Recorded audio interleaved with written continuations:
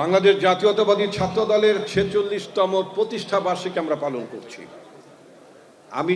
আমরা সংগ্রাম করে বাংলাদেশে গণতন্ত্র প্রতিষ্ঠা করেছি। আমাদের নেত্রীর অভিধা হয়েছিল আপোষহীন নেত্রী। তার আপোষহীনতার কারণে বাংলাদেশে গণতন্ত্র প্রতিষ্ঠা হয়েছে। বাংলাদেশে তো সামরিক শাসন জেগে বসেছিল। সেই সামরিক শাসনের নিগড় থেকে বাংলাদেশকে মুক্তি দিয়েছিলেন আমাদের প্রিয় নেত্রী, আমাদের প্রাণ প্রিয় নেত্রী, আমাদের পার্টির চেয়ারপারসন বেগম খালেদা জিয়া। তিনি যদি এরশাদের পাতানো নির্বাচনে শেখ হাসিনার মতো অংশ নিতেন, তাহলে শেখ হাসিনার শাসন ব্যবস্থা জায়েজ হয়ে যেত। কিন্তু আমাদের নেত্রী সেই সুযোগ তাকে দেননি। তিনি বুঝতেন কখন কোন কাজটি করতে হবে। তিনি জনগণের নেত্রী ছিলেন। তিনি জনগণের চোখ বুঝতে পারতেন। তিনি জনগণকে আন্দোলিত করতে পারতেন এবং এরশাদকে ক্ষমতাচ্যুত করেছিলেন আমাদের নেত্রী বেগম খালেদা জিয়া। তার নেতৃত্বে বাংলাদেশ জাতীয়তাবাদী দল এবং জাতীয়তাবাদী ছাত্র দলের আপনারা যারা পুরনো যারা ছিলেন, আপনারা বাংলাদেশ একটি নতুন সংকটের মধ্যে পড়েছে, সেটাও নির্বাচন কেন্দ্রিক। আমি খুব স্পষ্ট ভাষায় বলতে চাই, আজকে আমাদের এই সভায় উপস্থিত আছেন আমাদের প্রাণপ্রিয় পার্টির ভারপ্রাপ্ত চেয়ারম্যান। তিনি বিব্রত হতে পারেন, কিন্তু এটা তো সত্য কথা। যখন আমরা বারবার নির্বাচন বর্জন করছিলাম, তখন অনেকেই প্রশ্ন করছেন এভাবে নির্বাচন করলে বাংলাদেশ জাতীয়তাবাদী দলের এক্সিস্টেন্স থাকবে কিনা।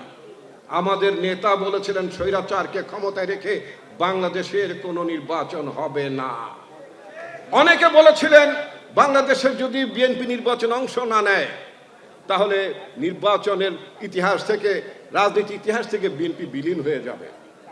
এবং ইমরান খানের উদাহরণ টেনেও অনেক সাংবাদিকরা অনেকে প্রশ্ন করেছিলেন, আর্টিকেলে লিখতেন যে পাকিস্তান ইমরান খান বন্দী অবস্থায় নির্বাচন করছেন, তার দল নিষিদ্ধ হয়ে আছে, মার্কা ছাড়া তার ইলেকশন করছেন, বিএনপি বোধহয় ভুল করলো। আমাদের নেতা তারেক রহমান বললেন, না, ভুল করছি না, আপনারা কোনোভাবে হাসিনার অধীনে নির্বাচনে যাবেন না। হাসিনার অধীনে নির্বাচনে গেলে হাসিনা জায়েজ হয়ে যাবে। আর হাসিনার অধীনে যদি নির্বাচনে না যান, অব্যাহতভাবে হাসিনা অবৈধ সরকার থাকবে। একটি নির্বাচিত সরকার সাধারণত ক্ষমতাচ্যুত কিন্তু হয় না, কিন্তু অবৈধ সরকারকে একটু ঝাঁকুনি দিলেই কিন্তু অবৈধ সরকার পড়ে যায়।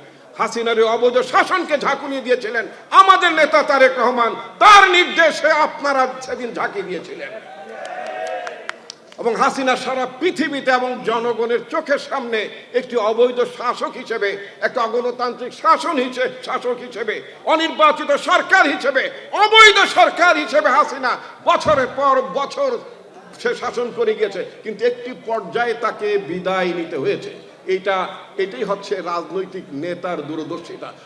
নেতাকে জানতে হয়, নেতাকে বুঝতে হয় কখন কোনটা করতে হয়। আমরা সৌভাগ্যবান, আমরা সেই নেতার নেতৃত্বে রাজনীতি করি যিনি জানেন সময়টি কখন সঠিক হবে, কখন কোন কাজটি করতে হবে, সেটাই তিনি করেছেন এবং আমাদের দলকে সঠিক নির্দেশনা দিয়ে তিনি নিয়ে গেছেন। আমাদের নেতা কিন্তু আবার এই যে বিপ্লবের পরে, গণঅভ্যুত্থানের পরে আমাদের নেতা বলেছেন যে 5ই আগস্টের পরের রাজনীতি এবং 5ই আগস্টের আগের রাজনীতি কিন্তু এক না। যারা সংস্কারের কথা বলেন তাদের উদ্দেশ্যে একটি কথা বলতে চাই। গণঅভ্যুত্থান সংগঠিত হয়েছে, সেই গণঅভ্যুত্থানে সামিল হয়েছে বাংলাদেশের ছাত্র সমাজ, বাংলাদেশের সাধারণ জনগণ, সবাই সামিল হয়েছেন। কিন্তু তাদেরকে একটি কথা মনে রাখতে হবে, পৃথিবীতে যত দেশে গণঅভ্যুত্থান হয়, সেই গণঅভ্যুত্থানের পরে কিন্তু নির্বাচন হয়। সংস্কারের জন্য বছরের পর বছর বসে থাকে না।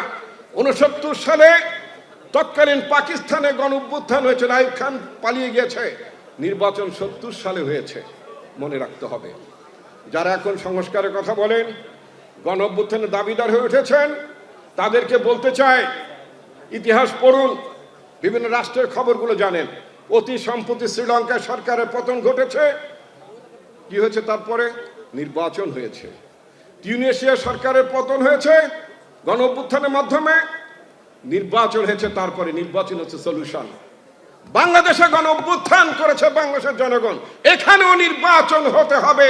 নির্বাচন ছাড়া কোনো বিকল্প নেই। আজকে আমার পার্টির ভারপ্রাপ্ত চেয়ারম্যান উপস্থিত, আমি একটি কথা বলতে চাই। এই সত্য কথাটি অনুধাবন করেছেন আমাদের বাংলাদেশের সেনাবাহিনীর প্রধানও। তিনি একটি সাক্ষাৎকারে বলেছেন, তার সাক্ষাৎকারটি পড়ছিলাম। তিনি বলেছেন সাংবাদিক জিজ্ঞেস করেছেন, পত্রিকাটির নাম হয়তো আমি তুলছি না, যাই হোক, বলছেন 15 বছরে বিচার ব্যবস্থা, নানা প্রতিষ্ঠান, পুলিশ থেকে শুরু করে সবকিছু ভেঙে গিয়েছে, এটার জন্য কি করা দরকার? তিনি বলেছেন নির্বাচন। নির্বাচিত সরকারই হচ্ছে এর জবাব। সুতরাং নির্বাচিত সরকারকেই আসতে হবে, কারণ এই সরকার হচ্ছে গত 53 বছরের মধ্যে সবচেয়ে একটি দুর্বলতম সরকার। এই দুর্বলতম সরকার যদি অব্যাহত থাকে সংস্কারের নামে, বাংলাদেশের জাতীয় নিরাপত্তা সংকটের মধ্যে পড়ে যেতে পারে। সুতরাং অনতিবিলম্বে নির্বাচন দিতে হবে। নির্বাচন নিয়ে ভয় কিসে? সংস্কারের জন্য নির্বাচন বিলম্ব করছেন, নাকি নতুন দল বানাবার জন্য নির্বাচন বিলম্ব করছেন? এটা তো মানুষ জানতে চায়। ধানাই পানাই কিন্তু চলবে না, ধানাই পানাই করার সময় নাই। নির্বাচনকে স্পষ্টভাবে নির্বাচন দিতে হবে, জনগণের ভোটে সরকার হতে হবে, তাহলে বাংলাদেশের স্বাধীনতা সার্বভৌমত্ব নিশ্চিত থাকবে। জনগণের নেতারা দেশকে পরিচালনা করবেন, এটা সেনাবাহিনীর প্রধানও বলেছেন, এটা রাজনীতিকদের কাজ, অন্তর্বর্তীকালীন সরকারের কাজ না এটা। অন্তর্বর্তীকালীন সরকার কিন্তু তত্ত্বাবধায়ক সরকার নয়। উচ্চ আদালত কিন্তু একটা রায় দিয়েছে, তত্ত্বাবধায়ক ব্যবস্থা ফিরে এসেছে। সুতরাং তত্ত্বাবধায়ক সরকারের ব্যবস্থা হবে নির্বাচন করার, তাদের দায়িত্ব হবে নির্বাচন করার জন্য। আজকে যদি এই সরকারের মধ্যে যদি কোনো রাজনৈতিক অনুঘটকরা যদি রাজনীতি নিয়ে বেশি বাড়াবাড়ি করেন, তাহলে তো আমাদের বলতে হবে অন্তর্বর্তীকালীন সরকার একটি রাজনৈতিক সরকার। সুতরাং তার অধীনে নির্বাচন ঠিক হবে কিনা, তার অধীনে নির্বাচন সুন্দর সুষ্ঠু হবে কিনা, সেটা তো আমাদের ভাবার দরকার হবে। সুতরাং আমরা আশা করব অন্তর্বর্তীকালীন সরকার তার সীমাবদ্ধতা বুঝবেন এবং অন্তর্বর্তীকালীন সরকারের সীমাবদ্ধতা বুঝেই তারা চলবেন। কোন নেতা বলেছেন, এখন যারা বৈষম্য বিরোধী তথাকথিত বৈষম্য বিরোধী আন্দোলনের কথা বলছেন, তাদের কথার মধ্যে নাকি শেখ হাসিনার টোন পাওয়া যাচ্ছে, তাদের কথাবার্তার মধ্যে নাকি ওবায়দুল কাদেরের টোন পাওয়া যাচ্ছে। এটা সিপিবি কমিউনিস্ট পার্টির প্রেসিডেন্ট তিনি বলেছেন। আমরা চাই না আমাদের ছোট ভাইদের কথার মধ্যে হাসিনা পেতাত্তা ভর করুক, আমরা চাই না তাদের ওপর ওবায়দুল কাদের সহ হাসান মাহমুদ জাতীয় লোকদের পেতাত্তা ভর করুক, এটা আমরা চাই না। সুতরাং যেটা করতে হবে, অনতিবিলম্বে নির্বাচনের আয়োজন করতে হবে এবং নির্বাচিত সরকার যা যা করণীয় দরকার, যা যা সংস্কার করা দরকার সেটা তারা করবেন। আমাদের নেতা 13ই জুলাই 2023 সংস্কারের কথা কেবল বলছেন।